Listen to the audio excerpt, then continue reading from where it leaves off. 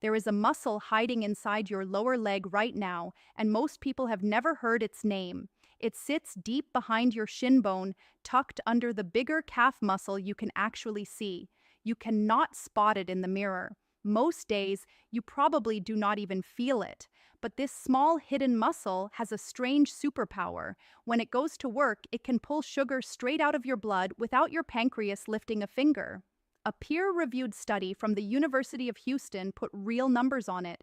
People who switch this muscle on while sitting down, yes, sitting, cut their after-meal blood sugar spike by roughly half. No gym, no diet, no medications, just one tiny movement at a desk. And once you understand how it works, you will stop blaming that post-lunch crash on getting older or on a heavy meal. Before we get into it, if you want health information explained the way it should be explained, give this video a like and hit subscribe.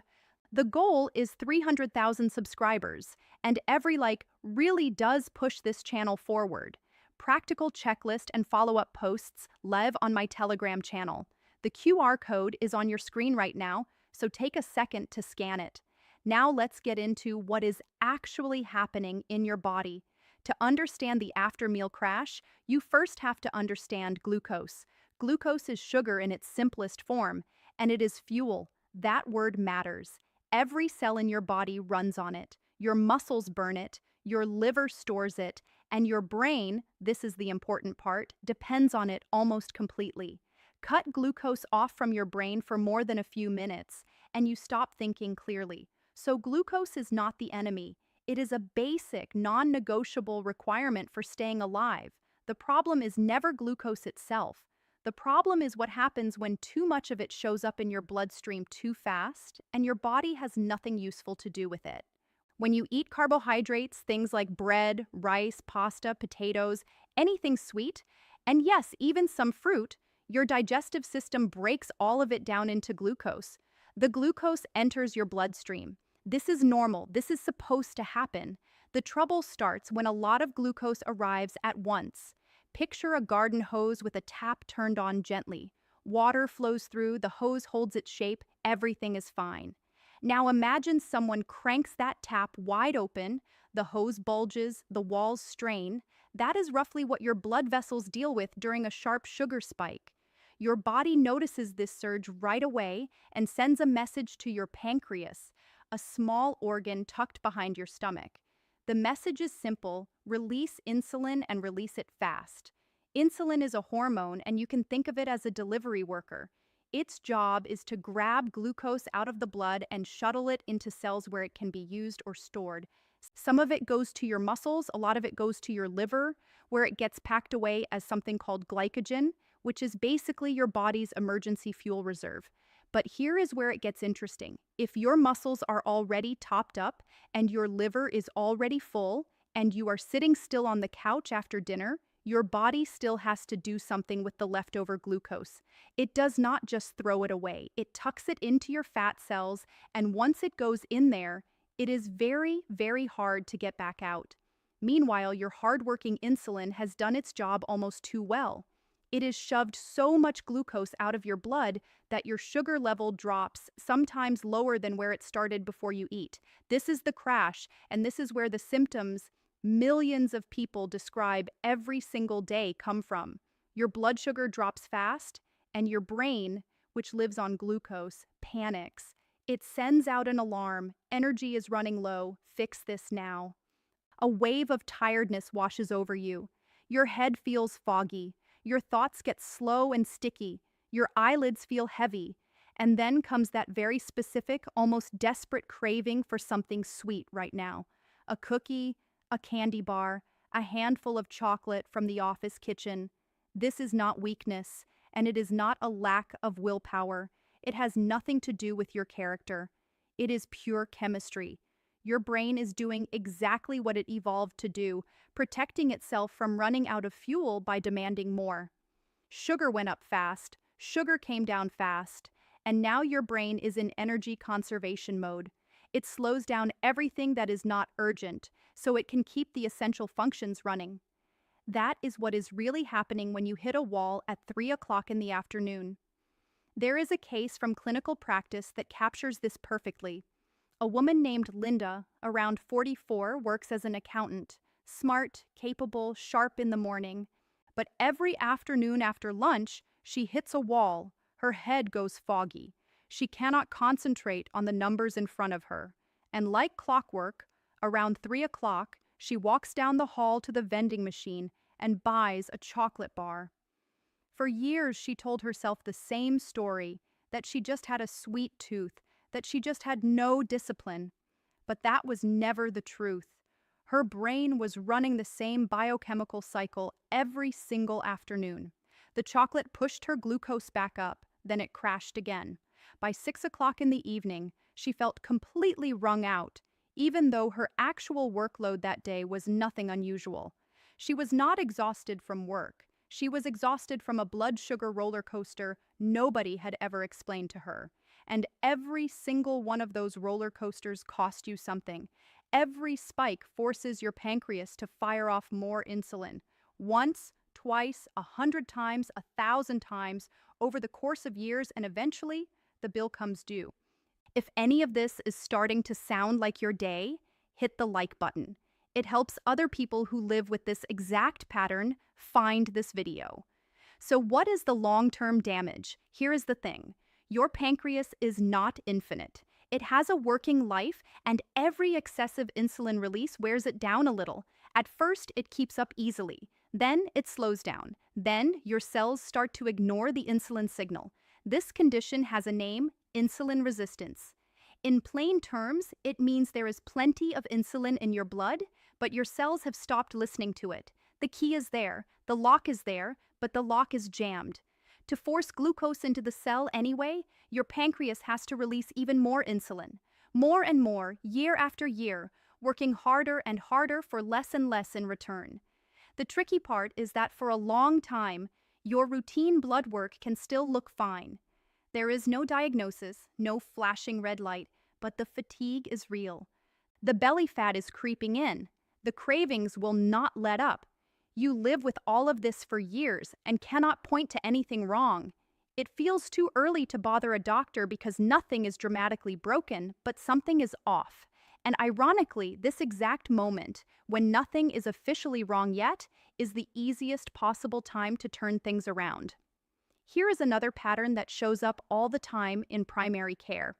A man named Mike, 52, walks into his doctor's office complaining about back pain. Nothing to do with sugar, right? But during the conversation, he mentions in passing that for the last 3 years or so, he is hungry all the time, even right after a full meal. An hour later, he is hungry again. The doctor sends him for blood work. His fasting glucose comes back at the very top of the normal range. Not diabetes, not even officially pre-diabetes, but to an experienced clinician, that number tells a story.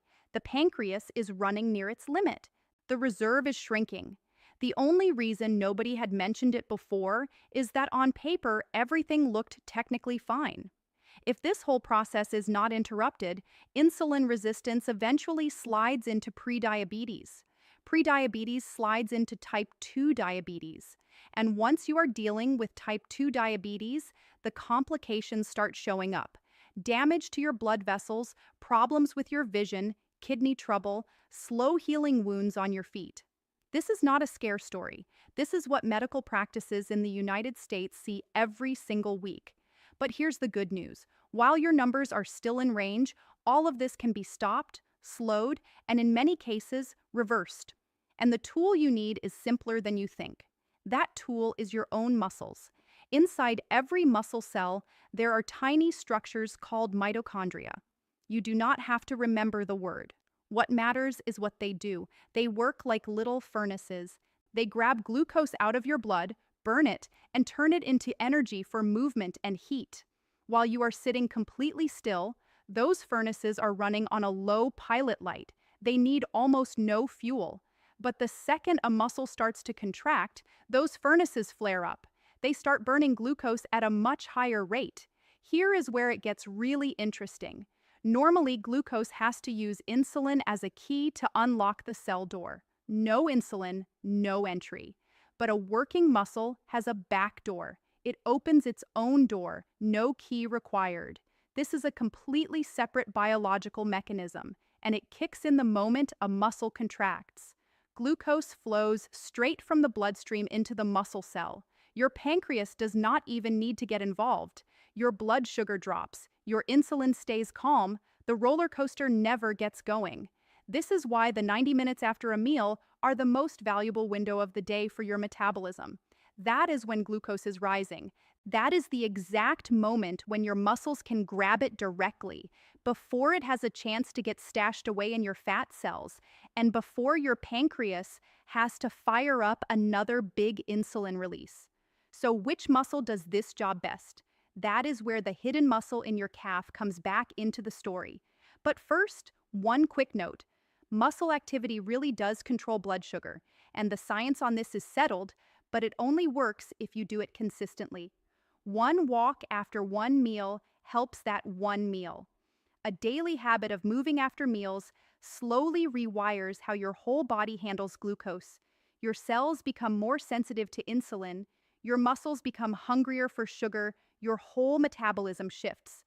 The magic word here is consistency, not intensity. Now the muscle. On the back of your lower leg, just below the knee, there are two main muscles stacked on top of each other. The one you can see, the bulge in your calf, is called the gastrocnemius. That is the muscle that flexes when you stand on your toes. But underneath it, deeper inside the leg, sits a second muscle called the soleus. Most people have no idea it is there. It does not show in the mirror. You cannot really feel it on its own. And yet, pound for pound, when it comes to pulling glucose out of your bloodstream, no other muscle in your body matches it. A few years ago, researchers at the University of Houston ran an experiment that turned a lot of heads in the science world. Their study was published in the peer-reviewed journal iScience in the year 2022. They had people sit in a chair and do one very simple movement after eating, lifting and lowering their heels while keeping the toes on the floor. You could be working at a computer, watching television, talking on the phone. Nothing about your day had to change. The only thing moving was the back of your foot. The results stunned even the researchers themselves. The after-meal glucose spike dropped by roughly 52%.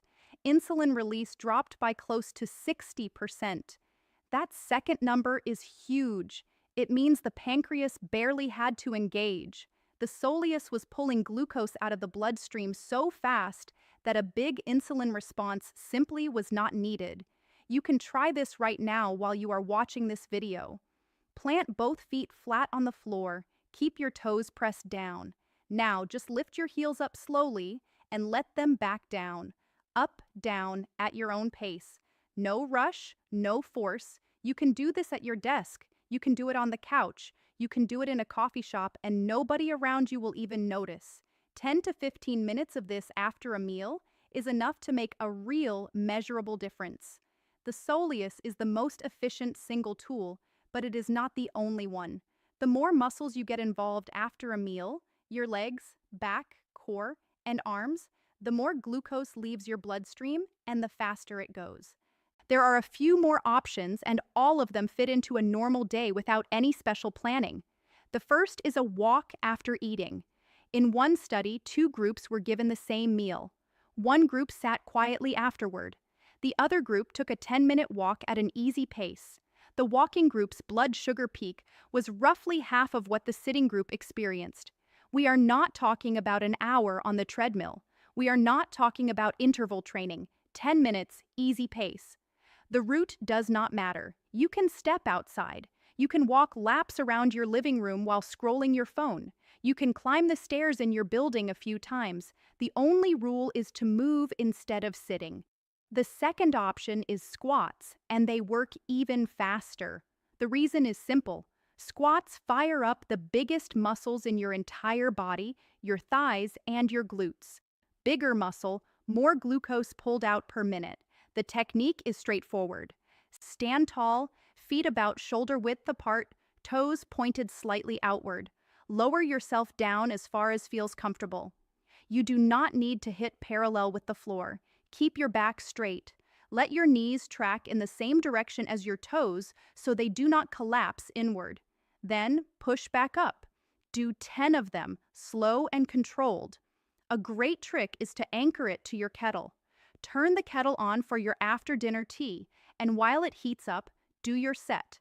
That is roughly the right amount of time to give your glucose somewhere to go. And the last tool is the most underrated of all, housework. People already do it. The problem is, they usually do it before they eat, or an hour later, once the sugar has already gone where it wants to go. The trick is to do it right after eating. 15 minutes of cleaning up after dinner is, in terms of glucose control, roughly equivalent to a 10-minute walk. Wash the dishes by hand. You are standing, you are moving. Wipe down the counters, sweep the kitchen floor, put things back where they belong. Your body is moving, your muscles are working, your glucose is going somewhere useful. You do not even need motivation for this because you were going to do it anyway. Here is what I love about these 4 tools. You do not need to rearrange your life around them. You do not need to wake up earlier. You do not need a gym membership, which can run you anywhere from $20 a month to a couple hundred. You do not need workout clothes. You do not need a personal trainer.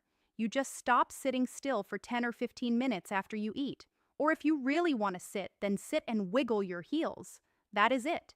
Now, there is one pattern here worth pointing out on its own. How fast insulin resistance develops and how fast you can rebuild insulin sensitivity depends a lot on your age. After 40, muscle mass naturally starts to decline if you do not actively maintain it. Doctors call this sarcopenia. Less muscle means a smaller glucose disposal system. A smaller disposal system means more pressure on the pancreas. More pressure means the roller coaster gets louder. Drop a quick comment below with your age. It really helps me understand who is watching and how relevant this topic is for our audience right now. Let's pull it all together. In the short term, if you start moving right after meals, you will feel the difference within a few days. That post-lunch fog will fade, your head will feel clearer in the afternoon, your energy will stop falling off a cliff an hour after eating, and that pulling, urgent craving for something sweet will quietly start to lose its grip. In the long term, you are doing something even more important. You are taking the load off your pancreas. Every time your muscles handle glucose directly, your pancreas gets a break. Year after year, those breaks add up. That is the difference between staying metabolically healthy into your 60s and 70s and slowly drifting toward insulin resistance, prediabetes, and type 2 diabetes. So here is what is worth doing in practice. Pay attention to what you actually do in the first 15 to 20 minutes after a meal. Try those seated heel raises at least once today and see how you feel. It is worth bringing up your fasting glucose number with your doctor at your next appointment. And if they think it makes sense, asking about hemoglobin A1C as well, which is a blood test that shows your average blood sugar over the past 3 months.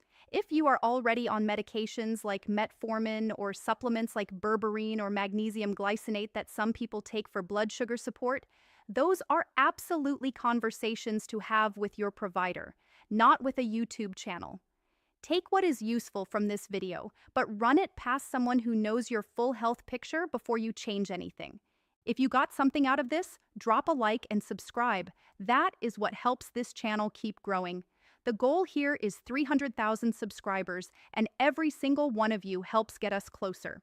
For the practical takeaway version of this video, scan the QR code on your screen. That's my Telegram channel where the checklists and follow-up posts live.